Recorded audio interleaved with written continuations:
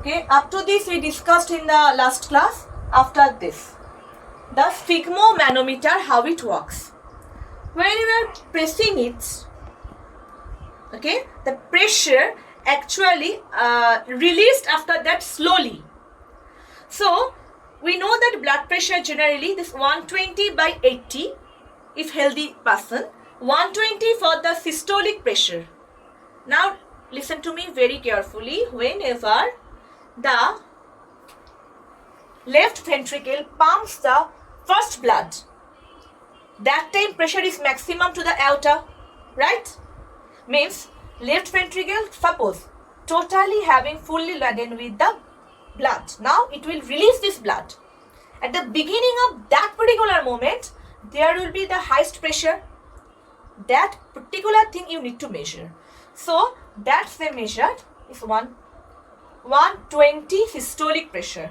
After that, when now left ventricle is going to be relaxed, pressure slowly falls. It is going to be, means you can see it's going to be now pressure is low now. Okay, so released pressure. That time it is particular 80. That's measured here. So who is going to measure? He should have, he must have, he or she must have an idea regarding your contraction of the left ventricle of the heart. That pressure is measured here. Either 180 millimeter Hg or 120 millimeter Hg or 80 millimeter Hg. Okay, that's your systolic means contraction, diastolic means expansion pressure. This is the type given for the heart and vein and artery, the structure. This is the capillaries, fine mesh-like network. Artery, this is the thick-walled. Vein, this is the thin-walled structure. And this is having muscles more, pressure more.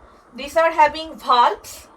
It will carry oxygenated blood. It will carry deoxygenated blood. Compare both the exceptions. Pulmonary artery in which side? Vein or this side, means what they will carry, the oxygenated or deoxygenated blood? They will carry the deoxygenated blood. Pulmonary vein, they are carrying oxygenated blood. Only one exception. Now this one you need to go through. Artery, vein and capillary, what kind of blood they are carrying, already told. The diagram is like that, or like that, thick walled, thin walled, and this will, you know, pressure more. These are having muscular wall and these are having the valves. Okay, in this way. Now these, okay, so these are the so these are the structures regarding the artery, vein and the structure of the capillaries. Those things you must go through. With this we are having the structure of the, means a bit knowledge on the lymph. In lymph we are not having the RBC. We are here only having the WBC, means for immunological purpose or for your immunity increasing. We are having the lymph structure. It is having lymph node in this structure. Lymph nodes are there. They are having the lymph vessels. This lymph is what? A kind of fluid, same as blood. Only thing is protein content less, and the color whitish, not red.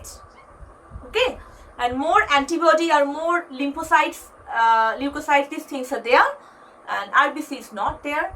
So in this way lymphs are working to fight against many of these foreign particles. That's the main function of the lymph. So what you will go through from this part, you will read properly how the heart is functioning first, how the heart is functioning, human heart, what is known as this double circulation, that part. After that, both the diagram, heart diagram and the double circulation diagram. With this, how sphygmomanometer works, that one.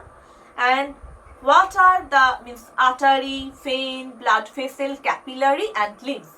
If you know all these things, then you are sure that you already know in detail about the transportation system in human beings, means the circulatory system.